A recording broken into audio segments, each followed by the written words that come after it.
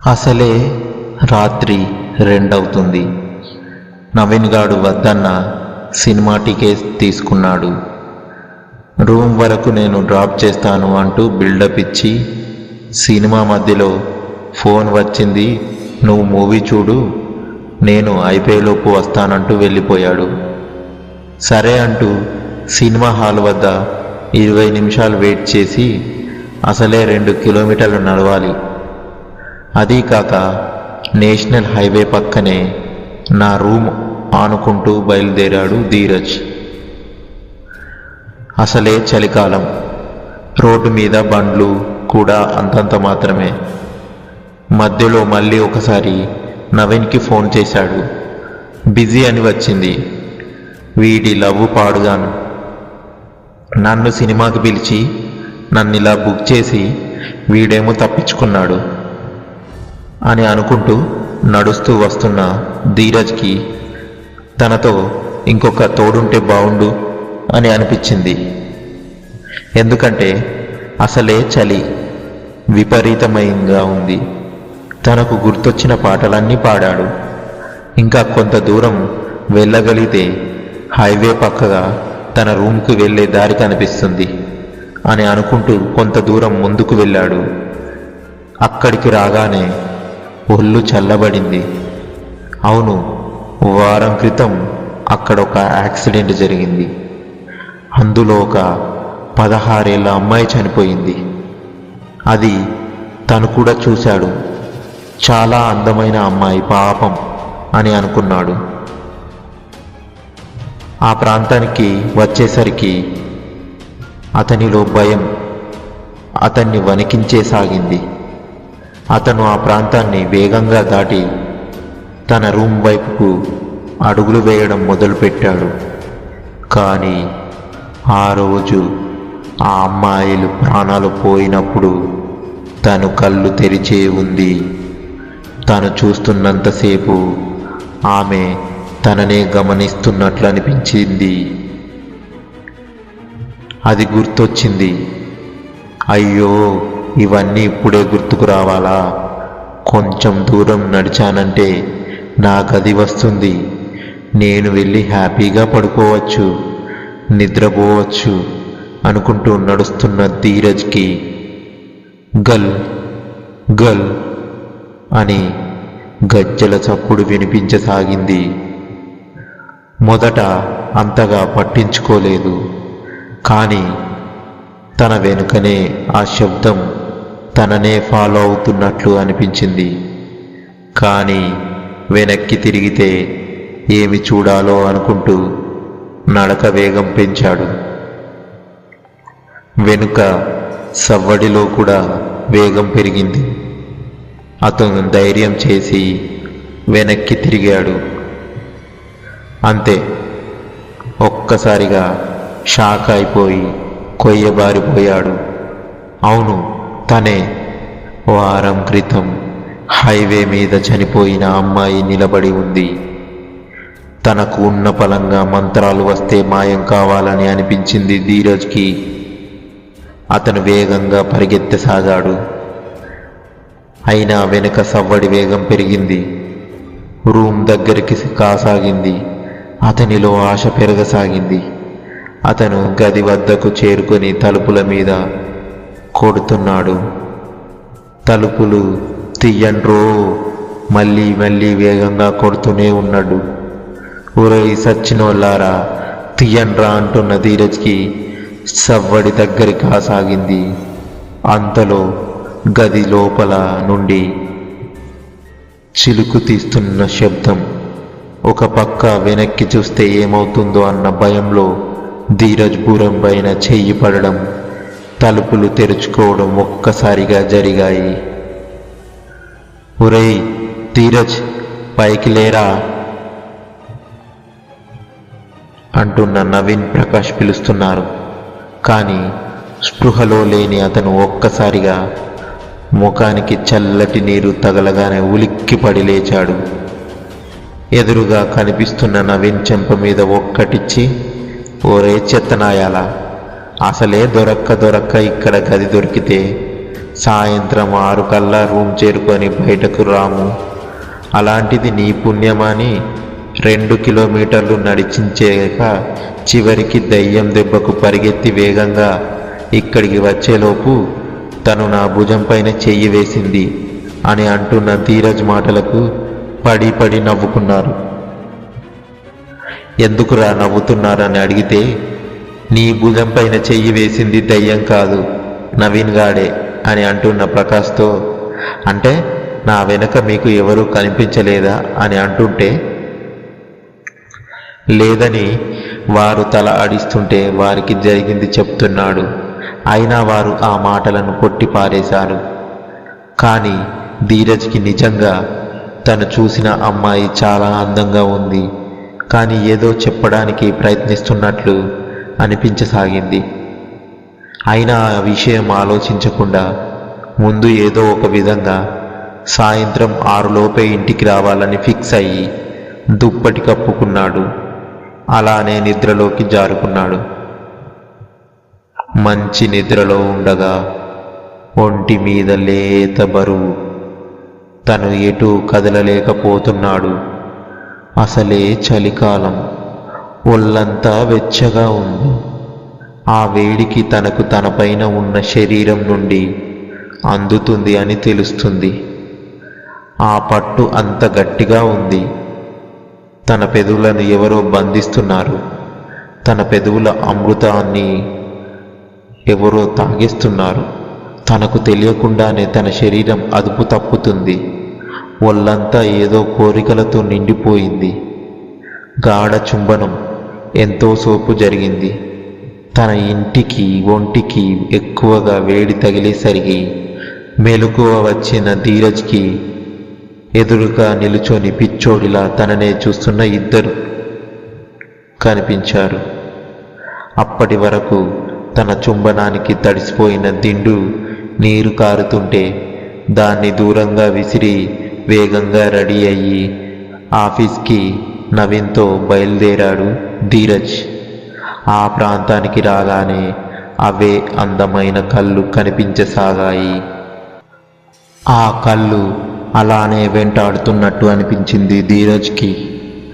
ఆఫీస్కి వెళ్ళిన అతని మనసంతా గందరగోళంగా మారింది. అతను ఎందుకు అలా అయిపోతున్నాడో అతనికే అర్థం కావడం లేదు. సాయంత్రానికి అతనికి ఫుల్లుగా జ్వరం వచ్చింది. నవీన్ హాస్పిటల్కి కూడా తీసుకువెళ్ళాడు. అతన్ని 2 రోజులు రెస్ట్ తీసుకోమన్నారు. అతను అలానే ఉంటే మీరు ఆఫీస్కి వెళ్ళండి, నేను పడుకుంటాను అన్న ధీరజ్ని వారిస్తూ ఒకరోజు ప్రకాష్, మరో రోజు నవీన్ దగ్గరుండి చూసుకున్నారు. ధీరజ్ ఆరోగ్యం కుదుట పడింది. ఆ రోజు రాత్రి మంచి నిద్రలో ఉన్నారు. కానీ జ్వరం దెబ్బకు వచ్చిన ఒళ్ళు నొప్పులు మాత్రం ఇబ్బంది పెడుతున్నాయి. నిద్ర సరిగా రావడం లేదు. పైకి లేవడం కష్టంగా ఉంది. అతను బలవంతంగా నిద్రపోవడానికి ప్రయత్నిస్తున్నాడు. కానీ అతని వల్ల కావడం లేదు. అంతలో మృదువైన ఒక హస్తం తన శరీరానికి లేపనం పూస్తున్నట్లు అనిపించింది. అది మృదువుగా శరీరాన్ని అణువణువు మర్దిస్తూ అతనికి ఉపశమనం కలిగిస్తుంటే ఎవరో ఆలోచించే అవకాశం తనకి తట్టడం లేదు. అతను మైకంలో ఉన్నట్టు ఉంది ఆ ప్రక్రియ. ఒక 5 నిమిషాలు జరిగింది. అతనికి ఒళ్ళంతా చాలా ఫ్రీగా ఉంది. ఆ చేతులు తన చుబకాన్ని తముడుతుంటే అతనికి చక్కిలిగిలి పెడుతున్నట్లు అనిపించింది. అప్పుడే అతని పెదవులను ఎవరో గట్టిగా ముద్దు పెట్టుకుంటున్న ఫీలింగ్. అతనికి అలా 5 నిమిషాలు పెదవుల దిగ్బంధనం తర్వాత అతని పెదవులను వదిలినట్టు రిలీఫ్ కలిగింది. అతను ఆతృతగా పైకి లేచాడు. అతనికి దూరంగా వయ్యారంగా నడుస్తూ వెళుతున్న ఆమె నవ్వుతూ తనను చూస్తుంటే అతను మత్తులోకి జారుతూ అవే కళ్ళు అనుకుంటూ అలాగే మంచం పైన వాలిపోయాడు. ఏంటి, నీ ఒళ్ళు మర్దించి చివర్లో ముద్దు కూడా పెట్టిందంటావు? మరి వెళ్ళేటప్పుడు అడ్రస్ అడగొచ్చుగా, వెళ్ళి పిలుచుకొచ్చేవాళ్ళం అంటూ వెటకారమాడుతున్న వారికి ఎలా చెప్పాలి, ఎలా నమ్మించాలి? ఆ రోజు తను చనిపోయిన రోజు తను మాత్రమే చూశాడు. ఆ రోజు వాళ్ళిద్దరూ లేరు, కానీ తనే అందాల దేవత. కానీ వాళ్ళు చెప్పినట్లు నేను ఊహించుకోవడం చేస్తున్నానా? అందువల్లేనా తనని తానే ఊహించుకుంటున్నానా అని ఆలోచిస్తున్న ధీరజ్ భుజాలు పట్టుకొని, సర్లే నీకు ఇబ్బందిగా ఉంటే తాయిత్తు వేయిద్దాం పదరా అని అంటున్న వారిని వారిస్తూ, ఎందుకురా, నేను ఆ రోజు రాత్రి అతిగా ఊహించుకోవడం వలనే కదా నాకు అనిపించింది అంటున్న ధీరజ్కి, సాయంత్రం పార్టీ ఉంది, రెడీగా ఉండు, వెళ్దాం అంటూ వాళ్ళు ఆఫీస్కి వెళ్ళిపోయారు. మామ, ప్రశాంతంగా తాగు, నీ మనసులోని ఆలోచనలు అన్నీ పారిపోయేలాగా తాగు, దెబ్బకు తను నీకు గుర్తుకు రాకూడదు అంటూ ముగ్గురు ఫుల్గా తాగారు. వారు బయలుదేరేటప్పటికి 12 అవుతుంది. సరిగ్గా హైవే. వారింటి వైపుకు వెళ్తున్న మార్గం వైపుకు బైకులు తిప్పారు. వారికి కొద్ది దూరంలో నడుచుకుంటూ వెళ్తున్న ఒక అమ్మాయి కనిపించింది.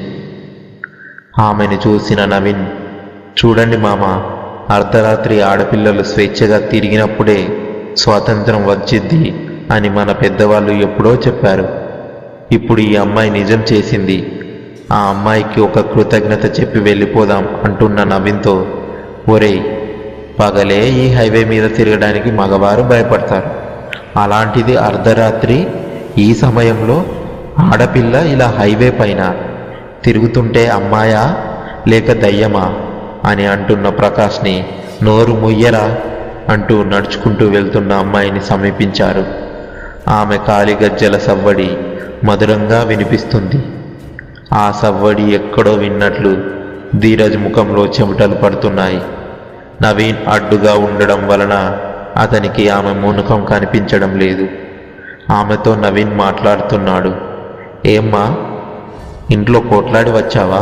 ఇక్కడ తిరుగుతున్నావు?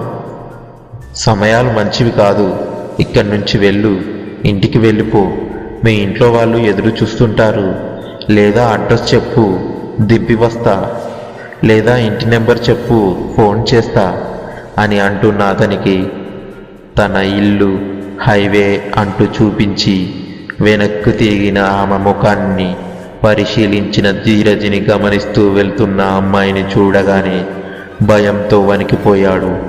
అంతలో నవీన్, ఇది పిచ్చిది లా ఉంది, హైవే ఇల్లంట అని అంటున్న వారితో, అదేరా రోజు నేను చెప్తున్న దయ్యం అని అంటున్న ధీరజ్ మాటలకు బిత్తరపోయి ఆమె వెళ్ళిన వైపు చూస్తున్న వారికి అక్కడ ఒక చెట్టుకి ఉయ్యాల వేసుకొని ఊగుతున్న ఆమె కనిపించింది. వారి ముఖంలో నెత్తురు చుక్క కూడా లేదు.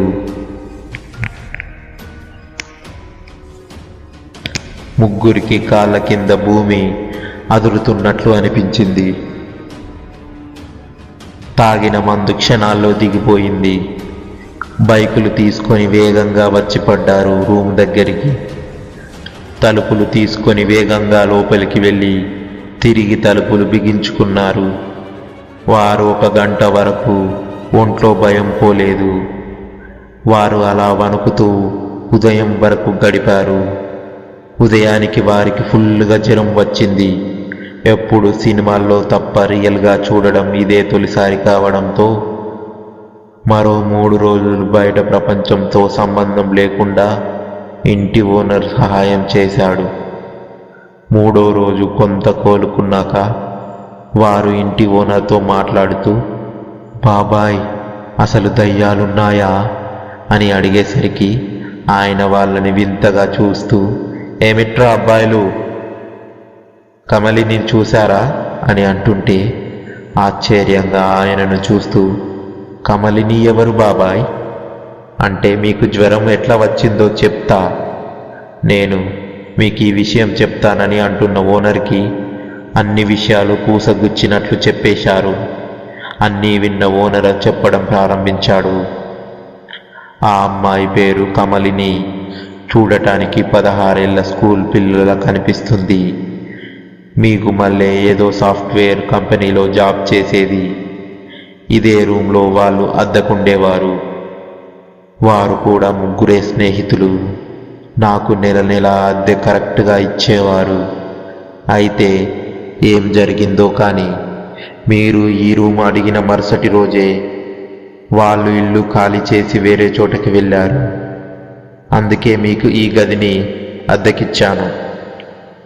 కానీ కొన్ని రోజుల క్రితం కమలిని డెడ్ బాడీ ఈ హైవే మీద పైన పడి దొరికింది. అందరూ అది యాక్సిడెంట్ అంటున్నారు, కానీ కొందరు ఆమెని మానభంగం చేసి చంపి ఉంటారని అంటారు. ఏది నిజమో ఏది అబద్ధమో చెప్పటానికి వారి స్నేహితులు ఆ రోజు నుంచి కనిపించడం లేదు. అదిరా అబ్బాయిలు, ఆ అమ్మాయి అందరికీ కాకుండా తనకు పరిచయం ఉన్నవారికి అలా కనిపిస్తుందని అనుకుంటారు అంటున్న అతని మాటలకు వారు ఆలోచనలో పడ్డారు. అసలు ఆమె ముఖం పరిచయం తమకు ఎన్నడూ ఎరుగము. కానీ తను చనిపోయిన రోజు మాత్రం ధీరజ్ రోడ్డు పైన ఆమెను చూశాడు. అంత మాత్రాన మేము తనకి పరిచయం ఉన్నట్లా అని అనుకుంటున్నా. వారితో మీరు జాగ్రత్తగా ఉండండి, నేను ఇంటికి వెళ్ళి వస్తా అంటూ బయటకు అడుగులేశాడు ఓనర్. ఛాతి మీద వెంట్రుకలు రింగులు తిరుగుతున్నాయి. తన కాలి మీద మరొక లేత పాదం పడినట్లు అనిపిస్తుంది. కానీ తను కదల్లేకున్నాడు. ధీరజ్ అతని శరీరాన్ని అణువణువు సృష్టిస్తున్న ఆ చేతులు తన ఒళ్ళంతా చక్కిలిగిల పెడుతున్నాయి. ఆ చేతులు కదలికలు తనని మత్తుకు గురి చేస్తుంటే అతనికి ఏదో లోకాలకు వెళుతున్నట్టు అనిపిస్తుంది. అతని శరీరాన్ని ఆక్రమించుకుంటా ఆ ఆకారాన్ని కదిలించలేకున్నాడు. ఆ స్పర్శకి అతను ఉత్తేజుడవుతున్నాడు. కానీ నోరు మాత్రం బాగా పనిచేస్తుంది. అతను ఆ ఆకారాన్ని అడుగుతున్నాడు, ఎందుకు నాతో ఇలా ప్రవర్తిస్తున్నావు అంటున్న అతనికి చెవిలో ఆ ఆకారం చెప్పిన మాటకు నివ్వెరపోయి చూస్తున్నాడు. మళ్ళీ చెవిలో చెప్పిన మాట, నిన్ను ప్రేమిస్తున్నాను అని ధీరజ్కి మాట పెగలడం లేదు.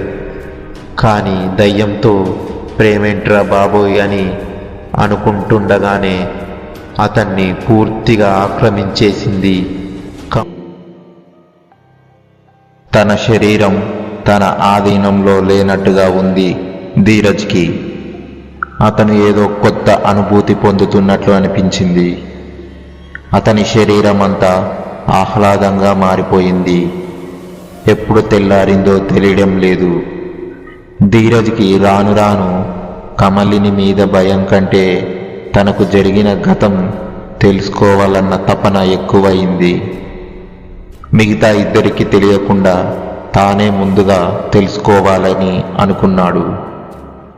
అందుకే సాయంత్రాలు తొందరగా ఇంటికి వచ్చి తొందరగా నిద్రపోతున్నాడు. మిగిలిన ఇద్దరు గాఢ నిద్రలో ఉండగా మేల్కొని తన రాకకై ఎదురు చూస్తున్నాడు. కానీ 3 రోజులు గడిచినా తన జాడ లేదు. 4వ రోజు అతను అర్ధరాత్రి రూము నుండి బయటకు వచ్చాడు. అతను హైవే పైకి చేరుకున్నాడు. అక్కడ దాదాపు 1 గంట పైనే వెతికాడు. కానీ కనీసం ఒక చిన్న కుక్క కూడా కనిపించలేదు. అతనికి ఆత్రం ఎక్కువైంది రోజు రోజుకి. భయపడుతున్నప్పుడు కనిపించిన మనకు భయపెట్టేది, కానీ తన గురించి తెలుసుకోవటానికి ప్రయత్నిస్తే మాత్రం కనిపించటం లేదు అనుకుంటూ బైకుని తిప్పి టైం చూసుకున్నాడు. సమయం రాత్రి 1 గంట అవుతుంది. విచిత్రమేమిటంటే 3 రోజుల ముందు ఈ దారిలో రావాలంటే వాళ్ళంతా భయంతో వెళ్ళేవాడు. కానీ ఆ రాత్రి ఏమి జరిగిందో తెలియదు. భయం స్థానంలో ఆమె గురించి తెలుసుకోవాలన్న ఆతృత ఎక్కువ అయింది. అయినా అమ్మాయిలైనా ఆత్మలైనా ఇష్టపడితే కనిపిస్తారు, కానీ కష్టంగా కాదు. పోనీలే మనకు అవకాశం లేదు అనుకుంటూ బైక్ స్టార్ట్ చేసి ముందుకు వెళుతున్న అతని నడుము చుట్టూ చేతులు బిగుసుకుంటున్నాయి. అతని శరీరానికి మృదువైన శరీరం హత్తుకొని కూర్చొని ఉంది. అతనికి ఒళ్ళంతా పులకరించిపోయింది. కమలిని అని ప్రేమగా పిలిచాడు అతను. ఆమె అతని భుజం పైన తన తల ఉంచి చెప్పు అని పలకరించింది. దానికి అతడు 3 రోజుల నుండి ఎందుకు కనబడలేదు అంటుంటే, మీ మనుషుల మాదిరే మాకు కొన్ని పనులుంటాయి, అవి మేము నెరవేర్చుకోవాలి అంటూ అతని చెంపలు తడిమింది. అతను అంటే మాకు కూడా చెప్పకుండా ఉండే అంత పర్సనలా అంటున్న అతనితో, సమయం వచ్చినప్పుడు అన్నీ తెలుస్తాయి అంటూ అతన్ని హత్తుకుంది కమలిని. ఒరే అబ్బాయిలు, ఏమి చేస్తున్నారా అంటూ వచ్చిన ఇంటి ఓనర్ చుట్టూ 3 కూర్చొని, ఏమి లేదు బాబాయ్, ఈరోజు ఆదివారం కదా, ఏదైనా చేసుకొని ఇంట్లోనే రెస్ట్ తీసుకోవాలని అనుకుంటున్నాం. అయినా ఏంటి బాబాయ్, ఈరోజు స్పెషల్గా మా దగ్గరకు వచ్చారు అంటున్న నవీన్తో, ఏమి లేదురా అబ్బాయి, మొన్న మీతో చెప్పిన కదా కమలిని గురించి. ఆ తర్వాత వారి స్నేహితులు అయిపులేరని, అందులో సౌమ్య అనే అమ్మాయి ఎవరో నిన్న క్రూరంగా చంపేశారంట. కానీ విచిత్రం ఏమిటంటే 3 రోజులుగా ఎవరో కనిపిస్తున్నారంటూ పిచ్చిదానిలా ప్రవర్తించి మరుసటి రోజు తను చనిపోయిందంట. ఒళ్ళంతా రక్తం, గాయాలు. కానీ ఆమె చావుకు కారణం డాక్టర్స్ కూడా అర్థం కాలేదంట. అందుకే అనుమానాస్పద మృతి కింద కేసు నమోదు చేశారంట. అయినా ఈ అమ్మాయిలు విచిత్రంగా చనిపోతున్నారు అంటూ వెళ్ళిపోతున్న అతన్ని చూస్తూ ఇద్దరికీ అర్థం కాలేదు. కానీ ధీరజ్కి కొంత అనుమానం వచ్చింది. తను మౌనం వహించాడు. విషయాలు మనకే చెప్తున్నాడు అనుకుంటూ బయటకు వెళ్ళిపోయారు వాళ్ళు. ఒరే అబ్బాయిలు, ఇది విన్నారా? అందులోని 3వ అమ్మాయి రజితను కూడా చంపేశారంట. అందులో అంతా ఆందోళన పడుతున్నారు అంటున్న ఆ ఇంటి ఓనర్ మాటలకు అందరికంటే ఎక్కువగా ఉలిక్కిపడుతూ లేచి కూర్చున్నాడు ధీరజ్. అతని ఒళ్ళంతా చెమటలతో నిండిపోయింది. వాళ్ళు కూడా భయపడుతూ, బాబాయ్ ఉదయాన్నే మీ గోలేంటి? వాడు చూడు పూర్తిగా భయంతో తడిచిపోయాడు. వాడికి పైనుండి పోస్తుంది, కింద నుండి పోతుంది, అర్థం కావడం లేదు. అయినా వాళ్ళ గురించి మాకెందుకు అంటున్న నవీన్తో, అదేంట్రా అబ్బాయిలు, ఏదో గతంలో ఈ గదిలో ఉండిపోయిన ఆడపిల్లలని మీకు చెప్తున్నాను. ఆ మాటలు వారికి ఆలోచనలో పడేశాయి. ఒక్కసారి ఆ దయ్యాన్ని చూసి ఈ పరిస్థితి వస్తే, అవి 3 వస్తే అనే ఆలోచన పట్టపగలే చుక్కలు చూపించసాగాయి.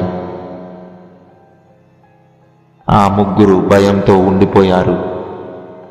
మామ, మనం ఆఫీస్కి దగ్గరలో ఇంకో రూమ్లోకి మారదాము, లేదంటే మనకి ఈ ఓనర్ చెప్పే భయానక వార్తలు భయాన్ని పుట్టిస్తున్నాయి అంటున్న నవీన్తో, ఎందుకురా భయపడతారు? ఈ ఇల్లు మన ఆఫీస్కి దగ్గరగా, మనమే ఏరికోరి తీసుకున్నాము. ఇంకా ఎవరో ముక్కు ముఖం తెలియని వారి గురించి ఎందుకు భయపడుతున్నారు? అయినా ఈ విషయాలు మనకు సంతృప్తిని ఇస్తాయా? పదరా, ఆఫీస్కి టైం అయింది అంటూ వారి ఆలోచనలు చుంచివేస్తూ అందరూ ఆఫీస్కి బయలుదేరేలా చేశాడు. కానీ అతని మనసంతా ఒకటే ఆలోచనతో నిండిపోయింది. అవును, ఇన్ని రోజులు ఆ ఈపు లేని వారిని ఎవరో వేటాడి చంపుతున్నట్లు, మొదట మనిషికి 3 రోజులు ఎవరో కనిపిస్తున్నట్లు భయాన్ని కల్పించి మరీ చంపేశారు. అంటే ఒకటి, పగ ఉన్నవారు అయినా చేయాలి, లేదా కోపంతో అయినా చేయాలి. కానీ ఇన్ని రోజులు వదిలి ఇప్పుడు చంపారంటే వాళ్ళు ఒకేలా అన్నీ అయిపోతుంటాయి అని ధైర్యంగా బయటకు వచ్చి ఉండాలి, లేదా కలుగులో పొగపెట్టి బయటకు రప్పించి ఉండాలి అనుకుని అలాగే నిద్రపోయాడు.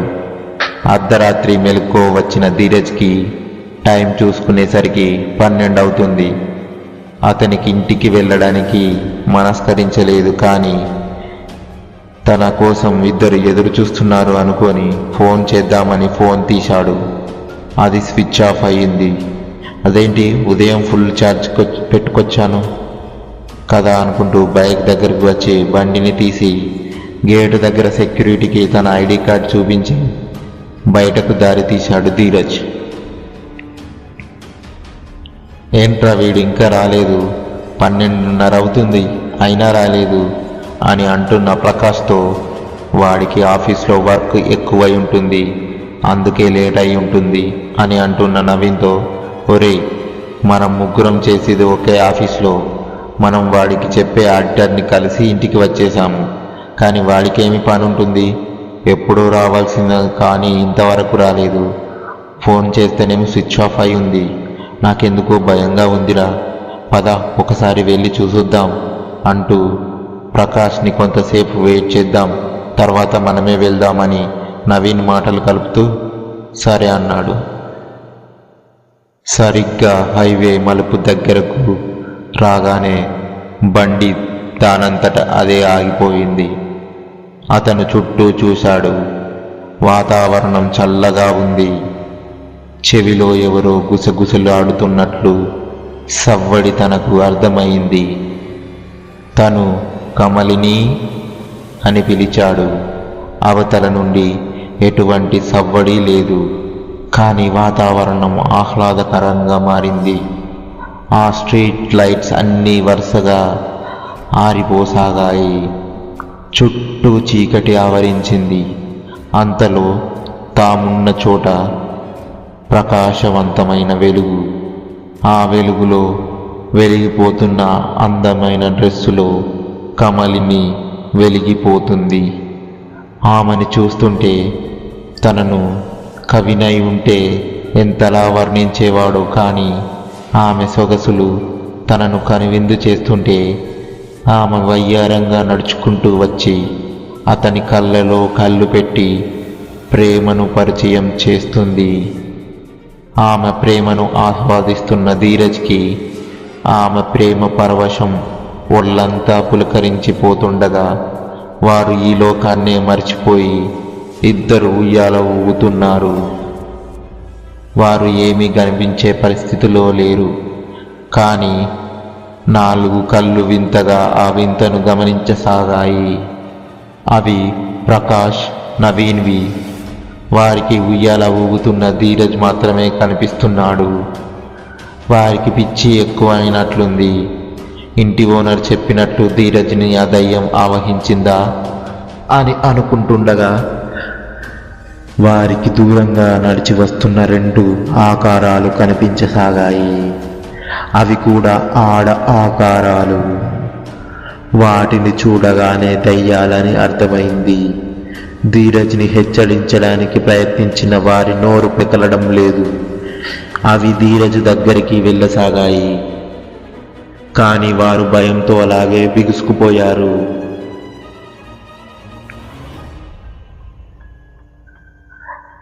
వారికి నోరు ఎంతకు పెగలడం లేదు. ఎలాగైనా ధీరజ్ని కాపాడాలి అనుకుంటూ వేగంగా అతని దగ్గరకు పరిగెత్తారు.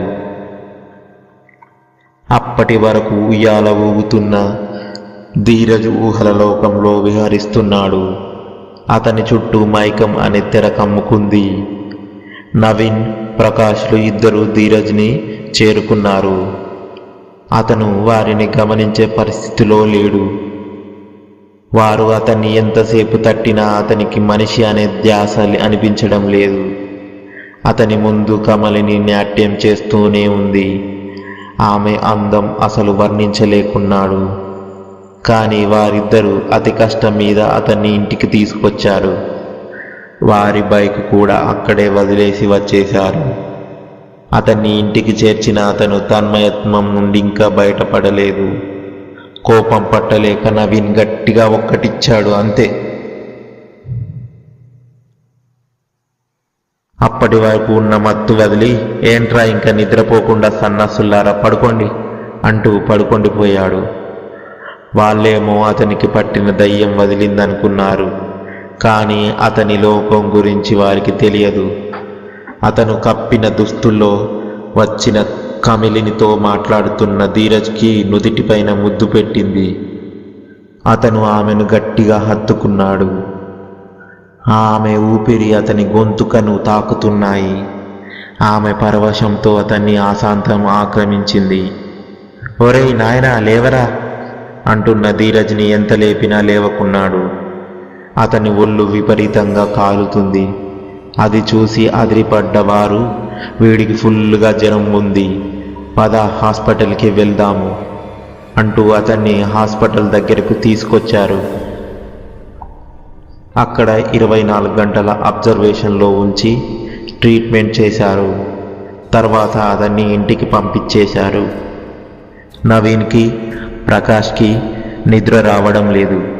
అసలు ధీరజ్కి ఏమవుతుందో అని బెంగ పట్టుకుంది. దాంతో వారు ఇంటి ఓనర్ని సంప్రదించి ధీరజ్ పరిస్థితి మరియు వాళ్ళు చూసిన సన్నివేశాల్ని వివరించారు. దాంతో ఆయన ఆలోచనలో పడి అతనితో రమ్మని సైగ చేసి నడవడం ప్రారంభించాడు. ప్రకాష్ని ధీరజ్కి కాపలా పెట్టి ఓనర్ని అనుసరించాడు. అతను సరాసరి శ్మశానంలోకి దారి తీశాడు. నవీన్ అతన్నే ఫాలో అయ్యాడు. చివరికి సమాధుల మధ్య ఒక కుటీరం లాంటిది వేసుకున్న ఒక పండు ముసలి అతను బారెడు గడ్డంతో గుర్రుగా చూస్తున్నాడు. ఆ ఓనర్ అతనికి నమస్కరించి మొత్తం వివరించాడు. అతను తన దగ్గర ఉన్న చిన్న సంచి నుండి చిన్న ఎముకలను తీసి ముందర వేసి పాచికల మాదిరి వేశాడు. తర్వాత వారి ముఖాలు చూస్తూ ఉన్నాడు. ఏమైంది స్వామి అని అంటున్న ఓనర్ని చూస్తూ గట్టిగా నవ్వసాగాడు అతను. కూర్చున్న ఇద్దరికీ అర్థం కావడం లేదు. ఏమి స్వామి అని అంటున్న వారితో, ఒకటి కాదు, రెండు కాదు, ఒకదానికి ఒకటి తెలియకుండా వాడితో కామకేలి ఆడుతున్నాయిరా. అందుకే వాడి రక్తాన్ని గ్రోలుతున్నాయి. ఒకటి కాపాడుతుంటే రెండు వాడిపైన పగ సాధిస్తున్నాయి. తొందరపడలేదో వాటిలో నాలుగవ వాడిగా కలిసిపోతాడు. వాడే కాదు, మీరంతా అదే దారిలో పయనిస్తారు. భద్రం, రానున్న అమావాస్య వరకు జాగ్రత్త. అదే రోజు నేను వాటిని బంధిస్తాను అని అంటున్న స్వామికి భయంతో నమస్కరించి వెనక్కి తిరిగిన వారికి భయంతో పరిగెత్తుకొస్తున్న ప్రకాష్ కనిపించాడు. ప్రకాష్ వస్తున్న స్పీడ్కి ఏదో జరగరాని జరిగినట్లు అనిపించింది. అదుపు తప్పి కింద పడిన ప్రకాష్ని పైకి లేపుతూ, ఏం జరిగిందిరా అంటున్న నవీన్ మాటలకు అతను సమాధానం చెప్పలేక మాటలు తడబడుతున్న అతన్ని ఆశాంతం శాంతంగా ఉండమని తాగడానికి నీళ్లు ఇచ్చారు వారు. కొంతసేపటికి కాని తేరుకోలేకపోయాడు ప్రకాష్. తర్వాత చిన్నగా నోరు విప్పాడు. నవీన్, నువ్వు చెప్పినట్లే నేను వాడికి తోడుగా ఉన్నాను. కొంతసేపటికి నిద్ర పట్టింది, అలాగే నిద్రపోయాను. తర్వాత కొంతసేపటికి మాటల సవ్వడికి మెలకువ వచ్చింది. నేను ఆ మాటలు వినసాగాను. అవి మన ధీరజ్ తర్వాత అతి మృదువైన అమ్మాయి కంఠం. చాలా మృదువుగా, అందంగా వినిపించింది. వారి మాటలు వినసాగాను. కొంతసేపటికి నవ్వులు, ఇంకా కొంతసేపటికి వారి మాటలు కోటలు దాటాయి. అవి విన్నంతసేపు అక్కడ ఏం జరుగుతుందో అన్న ఆతృత కనిపించింది. అంటే మామూలుగా ప్రతి మానవుడికి పక్కన ఏం జరుగుతుందో తెలుసుకోవాలన్న ఆతృత ఉంటుంది కదా, అలానే. ఆ తర్వాత మాటలు ఆగిపోయాయి. నాకు ఆతృత ఎక్కువై అసలు లోపల ఎవరున్నారు అని అడుగు ముందుకేసి డోర్ ఓపెన్ చేసి లోపలికి వెళ్ళి తొంగి చూశాను. కానీ నిండుగా దుప్పటి కప్పుకొని ఉండడం, అసలు అక్కడ ఉన్న వ్యక్తులెవరు అన్న ఆతృతతో దుప్పటి లాగాను. అక్కడ ఒక్కరు కాదు, ఇద్దరు కాదు, వాడితో 3 అమ్మాయిలు కనిపించారు. దాంతో వారిని ఆ పరిస్థితిలో చూసి సిగ్గేసింది. కానీ ఆ ముగ్గురిని ఎక్కడో చూశాను అనుకుంటూ మన గదిలో వెతికితే మనకంటే ముందు ఈ గదిలో ఉన్న అమ్మాయిలు కాదు కాదు దయ్యాలు ఉన్నాయి, అప్పుడు పరిగెత్తితే కానీ ఇప్పటికి చేరుకోలేదు అని అంటున్న అతని నెత్తి మీద ఒక్కటిచ్చి రూము వైపుకు పరుగు తీశారు వారు ముగ్గురు. వారు వచ్చే అప్పటికి అచేతన స్థితిలో ఒంటి మీద నూలుపోగు లేకుండా పడిపోయాడు ధీరజ్. అతని ఒళ్ళంతా రక్తపు గాయాలు ఉన్నాయి. అక్కడే పడి ఉన్న మరో వ్యక్తి కూడా రక్త గాయాలతో పడి ఉంది. ఆమెను చూడగానే భయంతో గజగజలాడిపోయారు. వారు అతన్ని చేతుల్లోకి తీసుకునేసరికి ఆమె వారికి కనిపించలేదు. వారికి ఏ విషయం అర్థం కాలేదు. కానీ ప్రకాష్ చూసినప్పుడు ముగ్గురు ఉన్నారు అన్నప్పుడు మిగిలిన ఇద్దరు ఎక్కడా అన్న సందేహం కలిగింది. వారి వెనుక లీలగా కదులుతూ ఆ గదిలోని రెండు ఆకారాలు వారు గమనించలేకపోయారు. కానీ వారిని నిశితంగా పరిశీలిస్తున్నాయి ఆ ఆకారాలు. ధీరజ్ని హాస్పిటల్కి నవీన్ ఓనర్లు తీసుకువెళ్లారు. కింద పడుతున్న రక్తం మరకలు తుడుద్దామని బకెట్ నీళ్లు తెచ్చేసరికి అక్కడ చుక్క మరకలు లేవు. అలానే ఆశ్చర్యంతో చూస్తున్న ప్రకాష్ బుగ్గల మీద ముద్దుల వర్షం కురియసాగింది. ఆ తాకిడికి తట్టుకోలేక భయంతో కేకలు పెడుతూ బయటకు పరిగెత్తాడు. అయ్య బాబోయ్, ఇంకేమన్నా ఉందా? ఇక్కడ ఒంటరిగా ఉంటే ధీరజ్కి పట్టిన గతే నాకు పడుతుంది అనుకుంటూ తాళం వెతికి గది దాటేలోపు గదిలోకి విసిరేయబడ్డాడు. అతను తలుపులు మూసుకుపోయి తాళం వేయబడ్డాయి. ప్రకాష్ భయంతో కేకలు వేస్తున్నాడు. కానీ అతని గొంతుక నుండి శబ్దం రావడం లేదు. అతని పెదాలను గట్టిగా బంధించి అతని అదురామృతాలను జుర్రుకోసాగాయి. కొన్ని పెదవులు అతన్ని కదలాడకుండా అతన్ని చేతులను బంధించాయి. అతని శరీరాన్ని అణువణువు తడుముతుంటే అతన్ని పూర్తిగా ఆక్రమించుకోసాగాయి. ప్రకాష్ చేస్తున్న ప్రయత్నం మొత్తం విఫలమైంది. కానీ అప్పుడే ఏ దేవుడో కాపాడినట్లు అప్పుడే తలుపులు గట్టిగా బాదుతున్నారు నవీన్ ఇంటి ఓనర్. వారి ప్రయత్నం తొందరగానే ఫలించింది. తలుపులు బద్దలు కొట్టుకొని మరి లోపలికి వచ్చారు. వారు అప్పటికి కానీ ప్రకాష్ని విడుదల దొరకలేదు. వాళ్ళని చూడగానే గుక్క పెట్టి ఏడ్చేశాడు ప్రకాష్.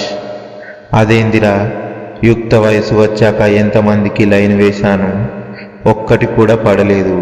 ఎన్ని కలలు కన్నాను. నాకు ఒక లవర్ ఉంటే తనతో సినిమాలు, షికార్లు, ముద్దులు, కౌగిలింతలు. అది తను వద్దంటే బలవంతంగా నేనే తీసుకుంటే ఉండే మజాను ఆస్వాదిస్తూ నేనేదో ఊహించుకునేవాడిని. కానీ దీనమ్మ బడవ, ఒకటి కాదురా, రెండు. వాటిని తట్టుకోవడం దెయ్యాలకే సాధ్యం కాదురా. అవి మామూలు దయ్యాలు కాదురా, కామ పిశాచులు. సమయానికి వచ్చి కాపాడారు. లేకుంటే నన్ను కూడా ధీరజ్ మాదిరిగా మార్చేవాళ్ళు. ముందు ఈ రూమ్ వదిలి బయటకు పోదాం పదన్రా, లేకుంటే మన ముగ్గురికి జరుగుతుంది రేప్ అంటూనే బయటకు పరిగెత్తారు. ఈసారి వాళ్లకు అడ్డంకులు ఎదురు కాలేదు. స్వామి, అసలు ఆ రూమ్లో ఏం జరుగుతుంది? వాళ్ళు ఎలా చంపబడ్డారు? వాళ్ళు మళ్ళీ దెయ్యాలుగా వీళ్ళనెందుకు కోరికలకు ఉపయోగించుకుంటున్నారు? అసలే వాళ్ళు మంచి పిల్లలు, కాస్త కనికరించండి స్వామి అని అంటున్న ఓనర్తో, నాయనా, వారుగా చనిపోలేదు. వారు చేసిన పాపంతోనే వారు చనిపోయి ప్రేతాత్మలుగా మారారు అని అంటున్న స్వామి మాటలకు భయపడిపోయారు వాళ్ళు. అవును నాయన, కామాలిని అన్యాయంగా చంపినందుకే సౌమ్య రజనీలు ఆమె ఆగ్రహానికి గురై చనిపోయారు. అందుకే వారు ఇలా ప్రవర్తిస్తున్నారు అని వివరిస్తున్న స్వామితో మాకేమీ అర్థం కావడం లేదు అంటున్న వారిని చూస్తూ నవ్వుతున్న స్వామిని ఆశ్చర్యంగా చూడసాగారు. స్వామి చెప్పడం మొదలెట్టారు. కమలిని అమాయకురాలు, ఆమెకి చదువు తప్ప వేరే ధ్యాసే లేదు. కానీ సౌమ్య రజని కాలేజీకి డుమ్మా కొట్టి అంతులేని వ్యసనాలతో తమ గదులకు అబ్బాయిలను పిలిపించుకొని వారితో కామకలాపాలు గడుపుతూ సందడి చేసేవారు. ఒకరోజు వారంతా ఆమెకి దొరికిపోయారు. అది జరిగిన మరుసటి రోజు ఉదయాన్నే తను చనిపోయింది. కానీ అందరూ యాక్సిడెంట్ అనుకున్నారు. కానీ ఆమెని మౌనంగా ఉన్న స్వామిని మళ్ళీ అడిగారు, స్వామి ఏం జరిగింది? ఆయన కొంత మౌనం తర్వాత ఆమెను అత్యంత కిరాతకంగా ఆమెని మానభంగం చేసి బ్రతికుండగానే వేగంగా వెళుతున్న వాహనం నుండి కిందకు తోసి ఆమెను చంపేశారు. కానీ ఆమె ప్రాణాలు పోయేటప్పుడు ఆమె కళ్ళలో ముద్రించుకుపోయింది ధీరజ్ ముఖ చిత్రమే.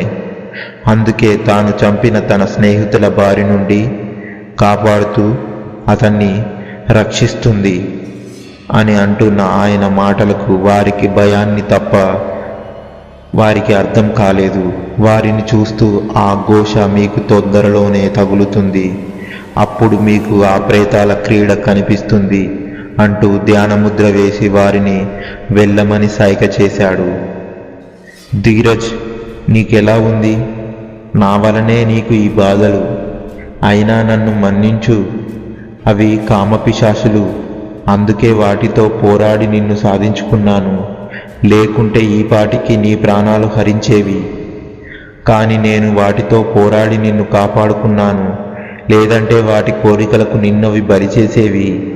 అందుకే నీకోసం నేను ఎవరితోనైనా పోరాడుతాను. ఎందుకంటే నా ప్రేమ, నా ప్రాణం నువ్వే.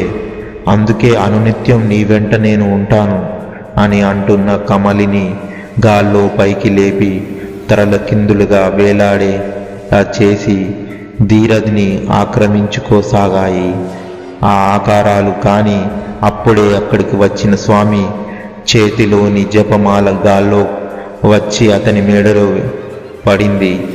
అప్పటి వరకు అతన్ని ఆక్రమించబోతున్న ఆ పిశాచులు కామక్రీడకు అడ్డుపడింది. వారిని ఏదో శక్తి గాల్లో విసిరేసింది. వాటి శక్తిని స్వామి పంపిన జపమాల దూరంగా నెట్టేసింది. అవి స్వామిని చూస్తూనే దూరంగా పారిపోయాయి. స్వామి అక్కడే నిలుచున్న కమలిని కూర్చోమని సైగ చేశాడు. అతను ధీరజ్ చేతిని తన చేతిలో తీసుకొని మంత్రోచ్చరణ చేయసాగాడు. కొంత సమయం గడిచిన తర్వాత అతనికి చేతికి మంత్రించిన తాయెత్తు కట్టాడు. ఆయన కమలిని చూస్తూ, నీ జాతక ఫలం వలన నీవు మాత్రమే ఇతన్ని తాకగలవు. ఇక ఎటువంటి దుష్ట శక్తులు ఇతన్ని చేరలేవు. నీ వలన అతనికి కావలసిన కార్యం ఒకటి ఉన్నది. అందున అప్పటి వరకు నీవు అతన్ని కంటికి రెప్పలా కాపాడుతావు అంటూ బయటకు వచ్చిన స్వామికి దూరంగా రౌద్ర రూపాలతో మిరిమిరి చూస్తున్న ఆ 2 దుష్ట శక్తులు మౌనంగా చూస్తూ ఆ గది చుట్టూరా రక్షణ వలయాన్ని వేసి వారికి మరో హెచ్చరికను చేశాడు. ఎట్టి పరిస్థితుల్లోనూ రాత్రులు బయటకు రావద్దు, ముఖ్యంగా ధీరజ్ గదిలోకి వెళ్ళవద్దని మరీ చెప్పాడు. రానున్నది అమావాస్య. ఆ గడియల వరకు కొంత సమన్వయం పాటించాలని తెలిపి వారందరికీ తాయెత్తులు కట్టాడు స్వామి. అర్ధరాత్రి అటు ఇటు బలవంతంగా కదులుతున్న ధీరజ్ నుదిటిని తాకిన చల్లటి స్పర్శకు మెలకువ వచ్చింది. అతని ఎదురుగా పాలరాతి శిల్పంలా మెరిసిపోతూ ఉన్న కమలిని చూసి చిన్నగా ఒక నవ్వు నవ్వాడు. ఆమె అతని చర్యలకు అతనికి పరిచర్యలు చేయడం అతను నెమ్మదిగా కోలుకుంటున్నాడు. ఆమె అతన్ని అనుక్షణం కంటికి రెప్పలా కాపాడుతుంది. అతనికి రాత్రి పగలు అనునిత్యం ఆమె కాపలాగా ఉంటుంది. వారి మధ్య తారతమ్య భేదాలు లేకుండా కలిసిపోయారు. మామ అయిన అమావాస్య వచ్చినప్పుడే కదా మనకు ప్రాబ్లం, కానీ ఇప్పుడు అన్నీ సర్దుకున్నాయి. అందరూ హ్యాపీగా ఉన్నారు. రూమ్లో మందు కొట్టాలంటే ఇబ్బందిగా ఉంది. ఈ ఒక్కరోజే కొంచెం తొందరగా ఈ బార్లో మందేద్దాం. అదీ కాక మన రూమ్ ఇక్కడికి దగ్గరేగే, జాగ్రత్తగా వెళ్దాం. అయినా గురువు గారు ఇచ్చిన తాయెత్తులు మన దగ్గర ఎలాగో ఉన్నాయి కదా అని అంటున్న ప్రకాష్తో నవీన్ సరే అంటూ ఇద్దరు దగ్గరలో ఉన్న బార్లో కూర్చొని ఫుల్గా తాగారు. టైం 11 అయింది. వాళ్ళు తక్కడ బిక్కడ వాళ్ళు టేబుళ్ళు పడేసుకుంటూ ఫుల్లుగా ఊగుతూ కింద మీదలు పడుతూ వెళ్తున్న వారి చేతులకు కట్టిన తాయెత్తులు ఊడిపోయాయి. అవి ఊడిపోయిన విషయం పట్టించుకునే పరిస్థితిలో లేరు. వారు వాహనం మీద తమ రూమ్ వైపుకు బయలుదేరారు. సమయం రాత్రి 12 గంటలు.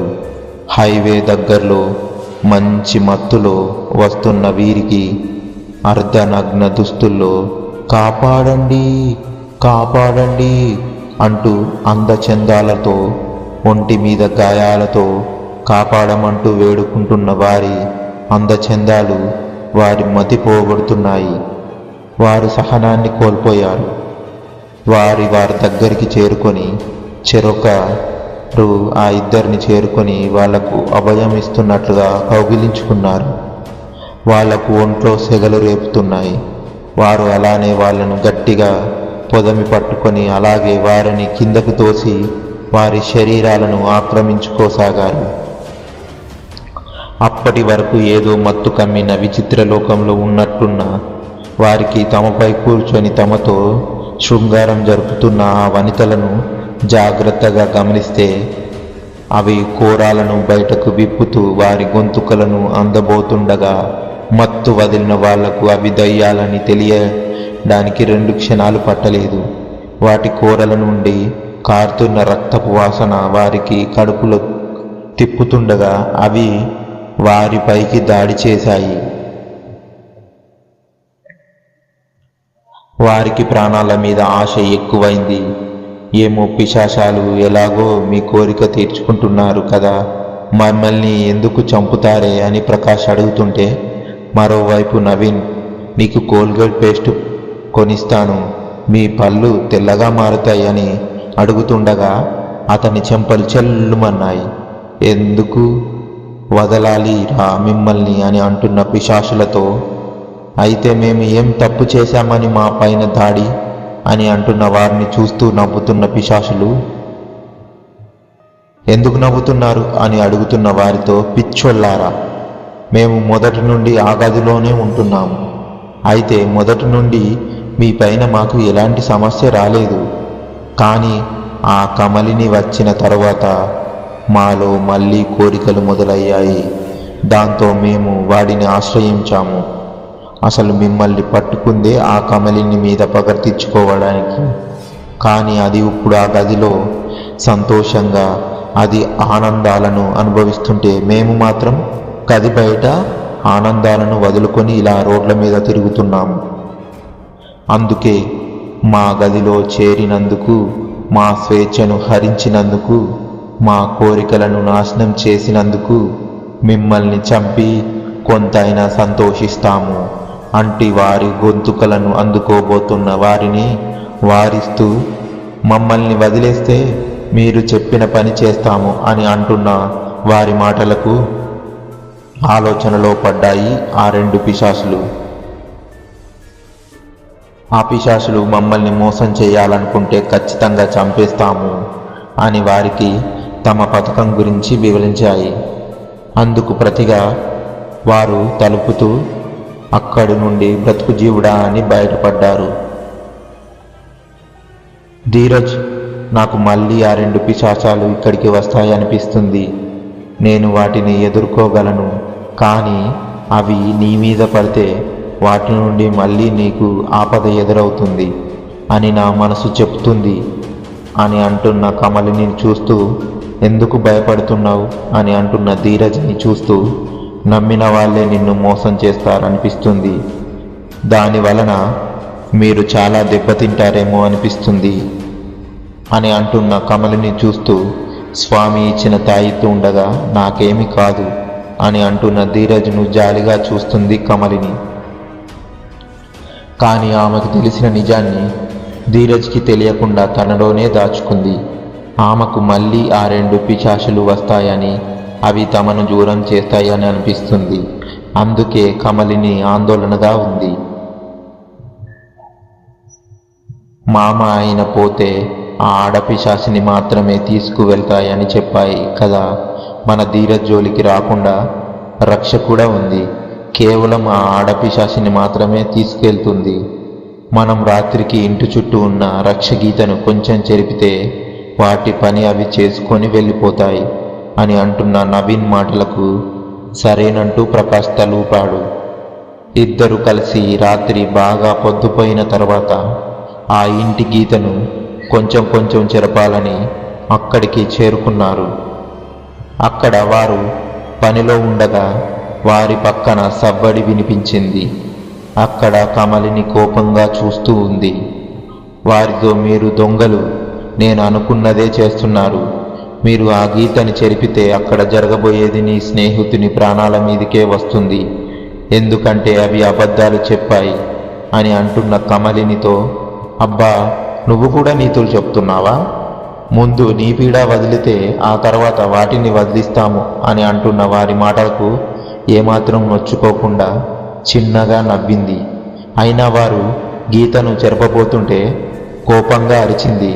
ఎంతలా అంటే వారిద్దరి గాల్లో సుమారు 10 అడుగుల ఎత్తులో ఎవరో లేపేసినట్లుగా లేపేసింది కమలిని. వారి నోటి నిండా వస్తున్న కేకలు గొంతులో కట్టేసినట్లుగా ఆగిపోయాయి. ఆమె వారి వద్దకు వచ్చి, మీరు నమ్మరు కదూ, అయితే చూడండి నా గతాన్ని అంటూ వారికి టీవీలో చూపించినట్లుగా బొమ్మరా సాగింది. అందులో కమలిని మంచి చూడ చక్కని రూపం, మంచి గౌరవప్రదమైన సంప్రదాయంతో ఉండేది. మిగిలిన ఇద్దరు ఇంగ్లీష్ సంస్కృతికి బాగా అలవాటు పడ్డారు. వారి అలవాట్లు, వారి భిన్నమైన కోరికలు కమలికి భిన్నంగా ఉండేవాళ్ళు. వారికి లేని అలవాట్లు లేవు. కాలేజీకి డుమ్మా కొట్టి అబ్బాయిలతో సరసాలు, మందిపాటులతో ఎంజాయ్ చేసేవారు. ఇవన్నీ నచ్చని కమలని ఎన్నోసార్లు హెచ్చరించింది. అయినా వారు కూడా మారలేదు. ఎలాగైనా తనను కలుపుకోవాలని నిర్ణయించింది. ఒకరోజు తన గదిలో మత్తు కలిపిన కూల్ డ్రింక్ పెట్టి ఆమెను మత్తులోకి జారిపోయాక ఆమెను తమ బాయ్ ఫ్రెండ్స్తో పాడు చేయించారు. ఉదయం నిద్రలేచిన కమలిని వారిపైన తిరగబడింది. ఆ నలుగురు ఆమెను మత్తు వాసన ద్వారా బంధించి కారులో తీసుకెళుతూ ఆమెను లారీ కింద పడేసేశారు. అంతటితో ఆమె పీడ విరగడైంది అని అనుకున్నారు. కానీ ఇది జరిగిన తర్వాత వేరువేరు సంఘటనల్లో వారి బాయ్ ఫ్రెండ్స్ హతమయ్యారు. ఆ దెబ్బతో ఈ ఇద్దరు వాళ్ళ ఊరికి వెళ్ళి స్థిరపడ్డారు. కానీ ఏం జరిగిందో కానీ ఒక్క వారంలో ఇద్దరు పిచ్చి పట్టినట్లు ప్రవర్తిస్తూ చనిపోయారు. అసలు ఆ వీడియోలో కనిపిస్తున్న ఆ ఇద్దరు తప్ప అక్కడ ఎవరూ కనిపించలేదు. అప్పటి వరకు అక్కడ కనబడని 3వ వ్యక్తి రక్తం ఓడుతున్న ముఖంతో భయంకరంగా ఉన్న ముఖం కెమెరాలోకి వచ్చింది. ఆమెను చూడగానే వారి నవరంధ్రాల్లో ధారగా కారుతున్న తడికి వాళ్ళకెప్పుడో కోమాలోకి వెళ్ళిపోయారు. ఈ వీడియో మీకు నచ్చినట్లయితే లైక్ చేసి ఎక్కడ నచ్చిందో కామెంట్ చేయండి. Thank you for watching our videos. Please do subscribe for more videos.